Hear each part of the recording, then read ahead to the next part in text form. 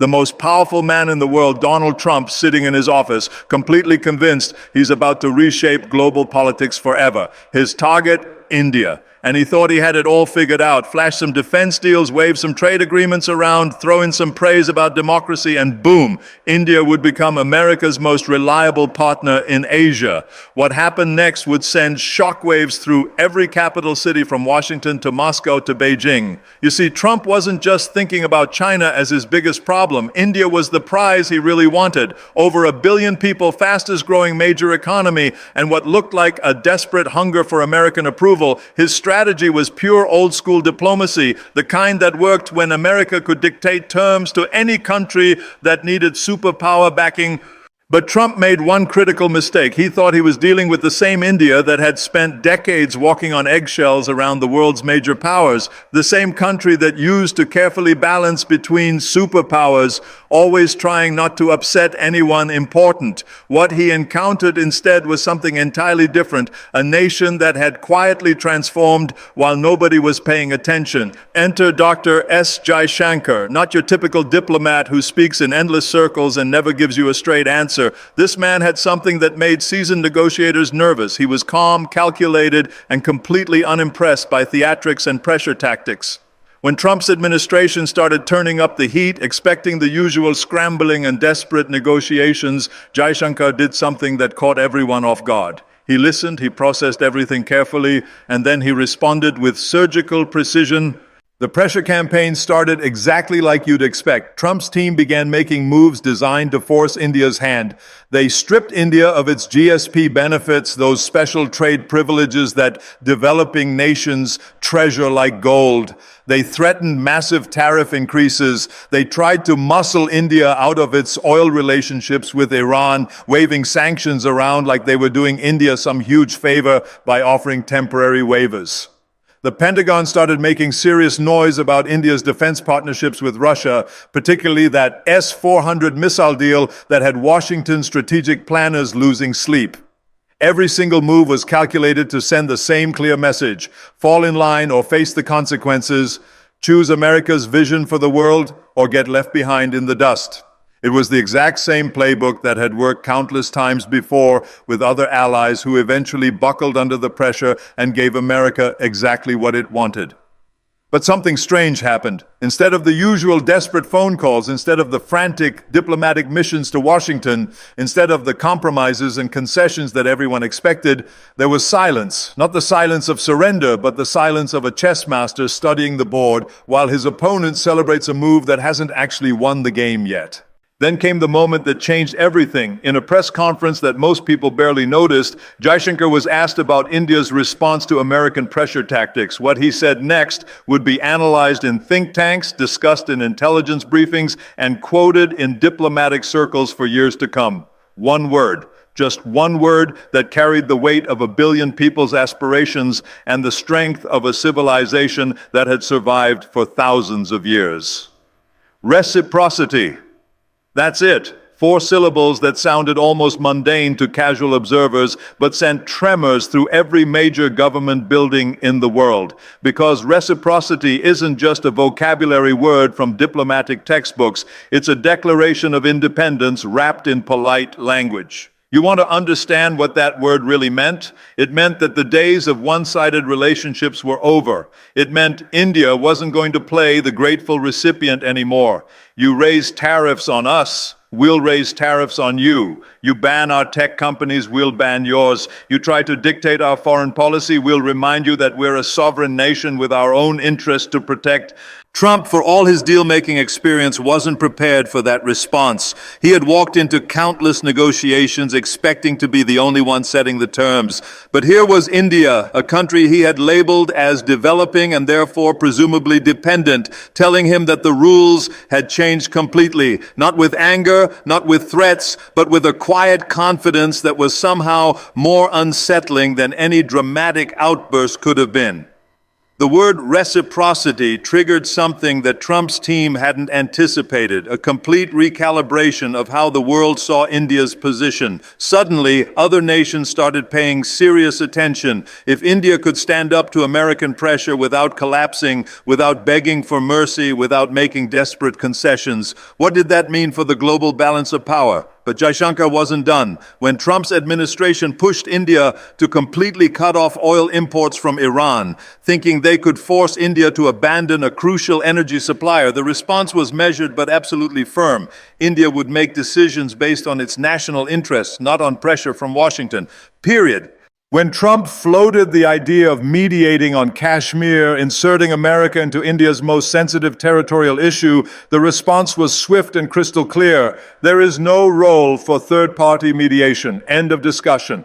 Each response followed the exact same pattern. No drama, no emotional outbursts, no burning of diplomatic bridges, just clear, calm assertions of sovereignty that left zero room for misinterpretation. It was like watching a masterclass in diplomatic Aikido, using the opponent's force against them without ever engaging in direct confrontation.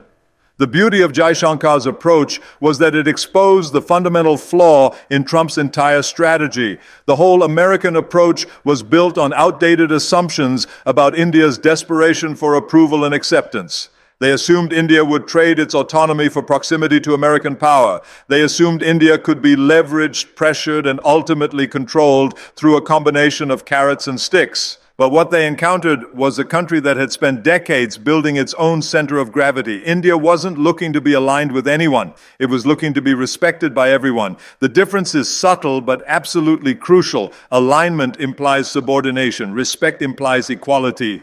Take the defense sector, for example. Trump loved selling weapons, tanks, planes, missiles, sophisticated defense systems. And yes, India bought some. It was excellent business for American defense contractors and seemed to confirm the transactional nature of the relationship that Trump preferred. But then Jaishankar flipped the script again. India would only purchase what aligned with its long-term strategic needs. And more importantly, India would simultaneously build its own defense capabilities. Suddenly, American defense executives found themselves competing not just with Russian and European suppliers, but with Indian companies that were developing hypersonic missiles, anti-satellite technology, aircraft carriers, and advanced drone systems. The plan to make India a long-term customer for American weapons started crumbling as India made it crystal clear that it wasn't interested in being anyone's customer forever. It intended to become a creator and competitor.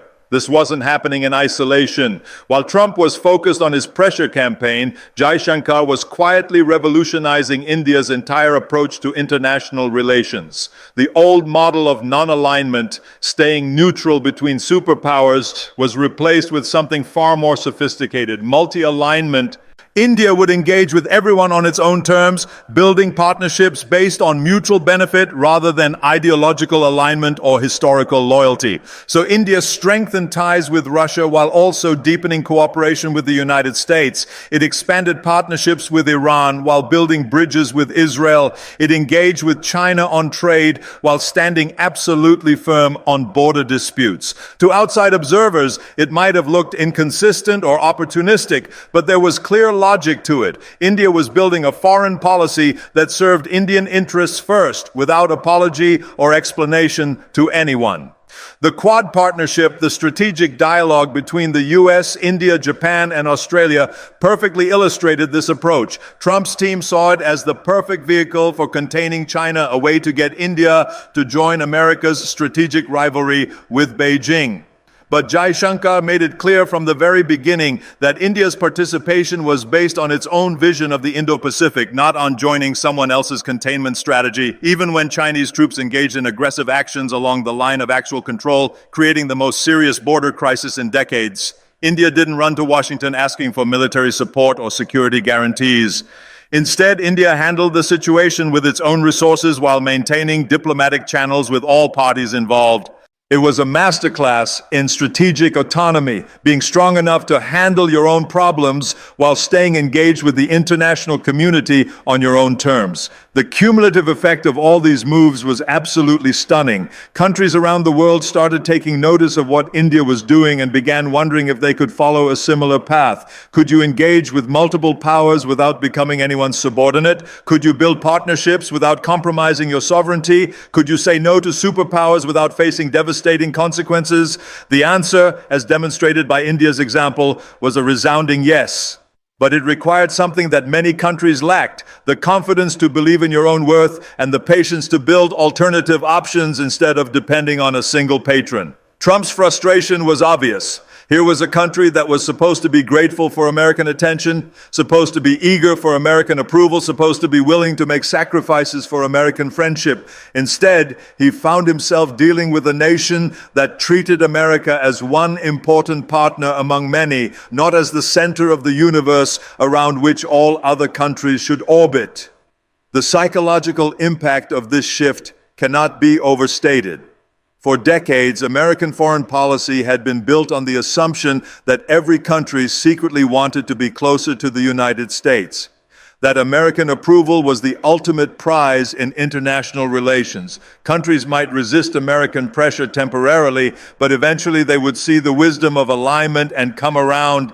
India shattered that assumption completely, not through confrontation or rebellion, but through the simple act of building its own path and sticking to it regardless of external pressure. It was a quiet revolution that sent ripples throughout the entire international system. Other countries started paying attention to how India maneuvered on the global stage. They saw that independence didn't mean isolation, that being assertive didn't require being aggressive, that rejecting unfair terms wasn't being ungrateful, it was being sovereign. The Indian model became a case study in how middle powers could navigate great power competition without becoming pawns in someone else's game. It proved that there was a third option between being a junior partner to one superpower or another. The transformation wasn't just about foreign policy. It extended to every aspect of how India engaged with the world. In technology, India built its own digital infrastructure instead of simply adopting American or Chinese systems. In space, India developed cost-effective solutions that competed directly with established players. In pharmaceuticals, India became a global supplier instead of just a market for Western companies. Each sector told the same story. India was moving from being a rule taker to being a rule maker, from being a market to being a competitor, from being a junior partner to being an equal stakeholder. And at the diplomatic level, Jaishankar was the architect and spokesperson for this transformation. His approach was revolutionary precisely because it didn't look revolutionary. There were no dramatic speeches, no burning of flags, no inflammatory rhetoric, just a steady, consistent assertion of India's right to make its own choices based on its own interests. It was diplomacy as martial arts, redirecting force rather than meeting it head on, achieving victory through balance rather than through conquest. The long-term implications of this shift are still unfolding. Trump's departure from office didn't change the fundamental dynamic that Jaishankar had established. Subsequent American administrations have had to grapple with the same reality. India is not going to be anyone's junior partner, regardless of who occupies the White House or what incentives are offered. But the impact extends far beyond US-India relations. The Indian example has inspired other countries to think differently about their own foreign policy options. The old binary choices, East versus West, alignment versus non-alignment, dependence versus isolation, have given way to more nuanced approaches that prioritize national interest over ideological conformity. This is perhaps Jaishankar's greatest achievement. He didn't just change India's position in the world. He changed how the world thinks about power, partnership, and sovereignty. He proved that in an interconnected world, the smartest strategy isn't choosing sides. It's building bridges that serve your interests while maintaining the flexibility to adapt as circumstances change. One word, spoken with quiet confidence, can indeed change the world, especially when it's backed by the strength of 1 billion people who've decided they're done asking for permission to be themselves. But here's what makes this story even more fascinating. The ripple